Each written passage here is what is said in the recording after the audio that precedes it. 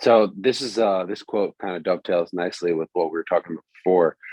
So you mentioned how St. Petersburg was just, first of all, it's like this incredibly beautiful. I really want to go there. Actually, I've heard amazing things.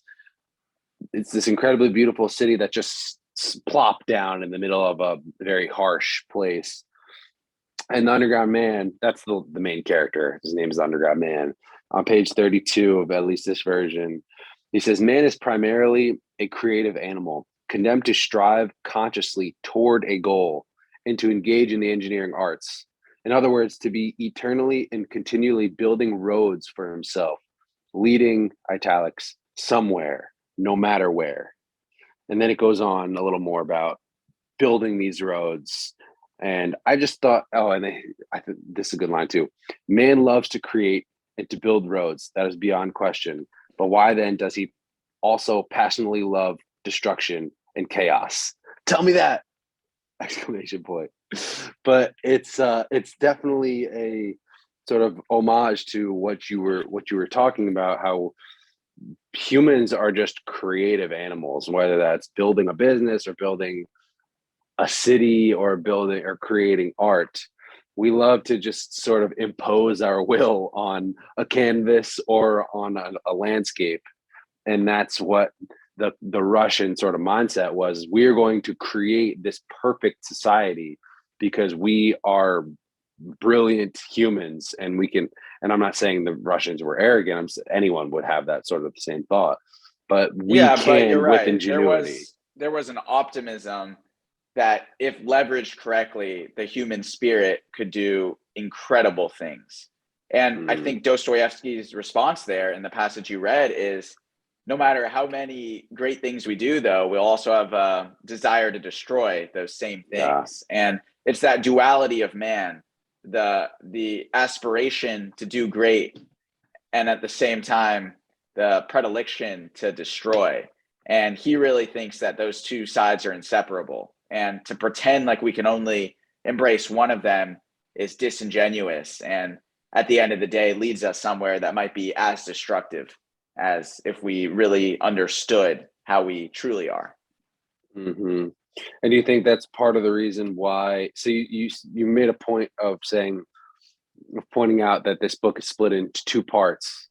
And do you think that's sort of the reasoning for him doing that? It's an interesting framework. I didn't think about that because we can talk more about the role of the two parts. Again, part one, a philosophical treatise, part two, a plot driven novel of Mm, sorts, the hmm. 100 pages of what really is just a short amount of time in St. Petersburg in Underground Hmm. Man's 20s. I think that part one is laying his philosophy out there, and part two is showing the ramifications of somebody who embraces that philosophy and someone who's internalized it for better or for worse. But you're right to, there might be places too where what he espouses in part one, he clearly contradicts in part two. But it's hard to call that a full contradiction because his whole character is made up of contradictions, Mm. right? And it's also interesting to think too that part one actually happens after part two. He's sort of reflecting. So Underground Man in the first part is this kind of recluse, like you mentioned before. He's 40 years old and he's writing about what happened earlier on. And that's kind of why I when you and I were just talking about this, it seems like Underground Man to me in part one is laying out his philosophy in the world and speaking on man's flightiness as a creature and kind of flipping, flip how man tends to flip sides and him personally. And then we get to this part two where it's narrative of what's actually happening. And we see him embodying one sort of, so like in part one we've had two philosophies, right? And then in part two he's in philosophy A, and to me he kind of shifts a little bit to philosophy B by the end of it. And then writing, this is getting circular. I know it's getting kind of confusing, but I'm trying to work through this as I'm talking. So by the end of the second part of the novel, he's kind of coming into the belief system that he will have when he's writing part one. In the this is all it's too convoluted. I I think what need you're to write it out, saying, but but what you're saying is in part one, he presents a contradictory philosophy of sorts. And what you see in part two is he takes one side of that contradiction. And then by the end of part two, it's clear that he embraces the side that he actually sides with in part one. mm-hmm. You did a much better job I at don't describing know. that. Well, after you described it, see, I don't know if I agree with that, but I think we're going to have to get into the bulk of the book to discuss it before we kind of hit the themes of part one. And then I guess we'll spend the bulk of our discussion probably going over part two. But we did do castings for our Yeah, Underground let's Man. do Do it. you want to tell me who you picked? Yeah. This struck me like right away.